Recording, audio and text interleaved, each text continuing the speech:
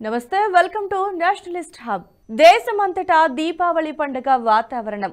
400 ఏళ్ల అయోధ్య రామాలయం కల సాకారమవుతున్న వేళ కోట్లాది మంది హిందువుల ఆరాధ్య దైవమైన శ్రీరాముడి విగ్రహానికి ప్రాణప్రతిష్ఠ చేసే సమయం ఆసన్నమవుతున్న వేళ అసలు రాములోరి విగ్రహం చెక్కిందెవరు?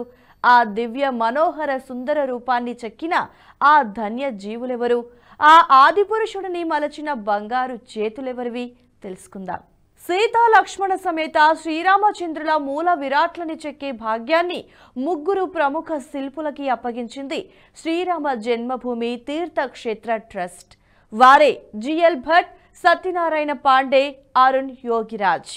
ఈ ముగ్గురు తయారు చేసిన విగ్రహాల్లో ఏవి తీసుకోవాలనే విషయంలో ట్రస్ట్దే తుది నిర్ణయం. బాగా ఉన్న విగ్రహాలను ప్రధానాలయంలో, మిగిలిన విగ్రహాలను ఉపాలయాల్లో ప్రతిష్ఠించారు. అయితే మూల విరాటులని చేసే పనిలో ఈ శిల్పత్రయం పడిన కష్టం అంతా ఇంత కాదు. ఆ ముగ్గురు శిల్పుల్లో ఎవరికి వారే గ్రేట్. అయితే వీరిలో ఎక్కువగా వినిపిస్తున్న పేరు మాత్రం అరుణ్ యోగిరాజ్. అసలు ఎవరి అరుణ్ యోగిరాజ్? 38 ఏళ్ల అరుణ్ దేశంలో అత్యంత ప్రముఖ శిల్పుల్లో ఒకరు. MBA పూర్తి చేసిన అరుణ్ కొంతకాలం ఉద్యోగం చేశారు. అయితే ఆ ఉద్యోగం అరుణ్కి నచ్చలేదు. తన పూర్వీకుల నుంచి ఆచారంగా వస్తున్న శిల్పకళనే వృత్తిగా ఎంచుకున్నారు.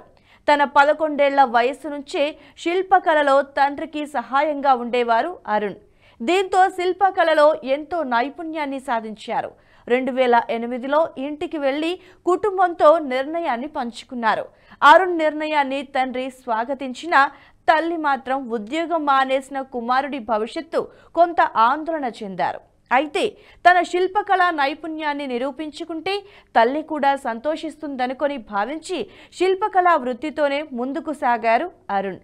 అనుకున్నట్టుగానే కష్టపడి ఎంతో నైపుణ్యాన్ని సాధించారు. అరుణ్ కష్టానికి ఫలితంగా 2014లో south India young talent award వరించింది. దీంతో తల్లి కూడా సంతోషించింది. అరుణ్ యోగిరాజ్ కుటుంబంలో శిల్పకళ వంశపారపర్యంగా వస్తుంది. అతని తాత బి బసవన్న ప్రముఖ శిల్పి. మైసూరు రాజుల ద్వారా మన్ననలను పొందిన గొప్ప కళాకారుడు. అప్పటి మైసూరు రాజభవనానికి రాజగురువుగా ఉన్న శిల్పి సిద్ధలింగ స్వామి దగ్గర బసవన్న శిల్పకళలో శిక్షణ తీసుకున్నారు.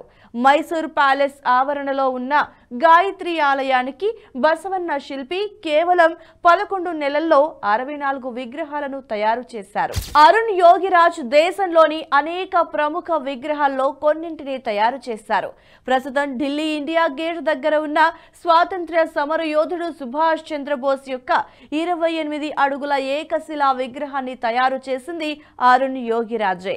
ఉత్తరాఖండ్లోని కేదార్నాథ్లో 12 అడుగుల ఆదిశంకరాచార్య విగ్రహం కూడా అరుణ్ రూపొందించిన కళాఖండమే. ఇక భారతదేశంలోనే 10 అడుగుల పొడవైన తెల్లని పాలరాతితో తయారు చేసిన శ్రీరామకృష్ణ పరమహంస ఏకశిలా విగ్రహంతో పాటు భారతదేశంలోని వివిధ దేవాలయాలలో పంచముఖి గణపతి, మహావిష్ణు, బుద్ధుడు, నంది, స్వామి శివబాలయోగి, స్వామి శివకుమార, బనశంకరీదేవి శిల్పాలు కూడా అరుణ్ యోగిరాజు చేతిలో చెక్కబడినవే. అయితే అరుణ్ యోగిరాజ్ ఎన్ని విగ్రహాలు తయారు చేసినా ప్రస్తుతం రామ మందిరంలో ప్రతిష్ఠించబోయే సీతా లక్ష్మణ సమేత శ్రీరాముడి మూల విరాట్ను తన జీవితంలో మరచిపోలేని ఘట్టంగా చెప్పుకోవచ్చు. ఇక విగ్రహ తయారు విషయానికి వస్తే తయారీకి ముందు శ్రీరామ జన్మభూమి తీర్థక్షేత్ర ట్రస్ట్ విగ్రహ తయారీదారులకి కొన్ని సూచనలు చేసింది. విగ్రహం 5 ఏళ్ల పిల్లాడిలా ఉండాలని, 4.25 అడుగుల పొడవు ఉండాలనే నిబంధనలను పెట్టింది. విగ్రహం తయారీకి అనేక ప్రాంతాల నుంచి శిల్పాలు వచ్చాయి. నేపాల్, ఉత్తర కన్నడ జిల్లాలోని కర్కాల, మైసూరు జిల్లాలోని HD కోటేతో పాటు రాజస్థాన్లోని మక్రానా లాంటి అనేక ప్రాంతాల నుండి శిలలు వచ్చాయి. వీటన్నింటినీ పరిశీలించిన తర్వాత అరుణ్ యోగిరాజ్ హెచ్డి కోటే నుండి వచ్చిన కృష్ణశిలను ఎంచుకున్నారు. ఎంపికలో గనులు, భూగర్భ శాఖ శాస్త్రవేత్తల సూచనలు కూడా తీసుకున్నట్టుగా తెలిపారు. కృష్ణశిల ఎంపిక వెనుక ఒక కారణాన్ని సైతం బయటపెట్టారు అరుణ్ యోగిరాజ్. తనకు పంపిన రాళ్లలో కొన్ని భక్తులు పోసే నీరు, పాలకు ప్రతిస్పందిస్తాయట. దీనివల్ల నీరు శిలలో ఇంకిపోయి త్వరగా డ్యామేజ్ అయ్యే అవకాశం ఉందని తెలిపారు. అయితే కృష్ణశిల అనేది ఒక ప్రత్యేకమైన రాయి అని, అది ఏ ద్రవానికి కూడా ప్రతిస్పందించదని చెప్పారు. కర్ణాటకలో 1000 సంవత్సరాలుగా ఇదే రాయిని ఉపయోగిస్తున్నామని అన్నారు. ఇక శిల ఎంపిక ఒక ఎత్తు అయితే, ఆ శిలకు దైవత్వం ఉట్టిపడే రూపం ఇవ్వడం మరో ఎత్తు. దేవాలయ ట్రస్ట్ చెప్పిన నిబంధన ప్రకారం రాముడి విగ్రహం 4.25 అడుగుల పొడవుతో 5 ఏళ్ల పిల్లవాడిలా ఉండి దైవత్వం ఉట్టిపడాలి. అయితే ఇతిహాసాల్లో కృష్ణుడు బాల్యం గురించి ఎక్కువగా ప్రస్తావన ఉంటుంది, కానీ రాముడి బాలరూపం గురించి వర్ణన తక్కువ. అందుకే ఇతడు కొన్ని పాఠశాలలను కూడా సందర్శించాడట. మైసూరులోని రంగాయణలో చిన్నమేళ అనే పిల్లలకు సంబంధించిన కార్యక్రమం జరుగుతుంది. దీంతో పిల్లలను గమనించేందుకు అక్కడికి వెళ్లారు. 3 నుంచి 5 సంవత్సరాల వయస్సు పిల్లలు చాలా భిన్నంగా ఉంటారని అరుణ్ గమనించారు. అంతేకాదు, దాదాపుగా 1200 ఫోటోలని పరిశీలించి 5 ఏళ్ల బాలుడు ఎలా కనిపిస్తాడోననే విషయమై తీక్షణంగా గమనించినట్లుగా తెలిపారు. కేవలం విగ్రహానికి ఎటువంటి రూపం ఉండాలనే దానిపైనే 2 నెలలు కసరత్తు చేసినట్టుగా వెల్లడించారు. ఇక విగ్రహం తయారీకి దాదాపు 4 నెలల సమయం పట్టిందని చెప్పారు. ఇందుకోసం రోజుకి 12 గంటలు పనిచేసిన తర్వాత మళ్ళీ హోంవర్క్ చేసేవాడని అరుణ్ చెప్పుకొచ్చారు. మొత్తానికి అరుణ్ యోగిరాజ్ విగ్రహాన్ని రూపొందించినట్లుగా తెలిపారు. అరుణ్ యోగిరాజ్ కి అప్పటికే గుర్తింపున్న కేదార్నాథ్ ఆలయంలో ఆదిశంకరాచార్య విగ్రహం ద్వారా దేశవ్యాప్తంగా గుర్తింపు లభించింది. అప్పట్లో మోదీ ఈ విగ్రహాన్ని ఆవిష్కరించినప్పుడు ఇతడిని మోదీ దేశానికి పరిచయం చేశాడు. ఆ అద్భుత ఘట్టం పట్ల అప్పట్లో సంతోషం వ్యక్తం చేశారు అరుణ్ యోగిరాజ్. ఆదిశంకరుడి విగ్రహాన్ని తయారు చేసేందుకు 9 నెలల సమయం పట్టింది. ప్రతిరోజు 15 గంటల పాటు పనిచేయాల్సి వచ్చిందని శిల్పి యోగిరాజ్ తెలిపారు. ఇక 2013లో ఉత్తరాఖండ్లో వచ్చిన వరదల్లో కేదార్నాథ్ ఆలయం వెనుక భాగంలో ఉన్న శంకరాచార్యుల సమాధి ధ్వంసమైపోయింది.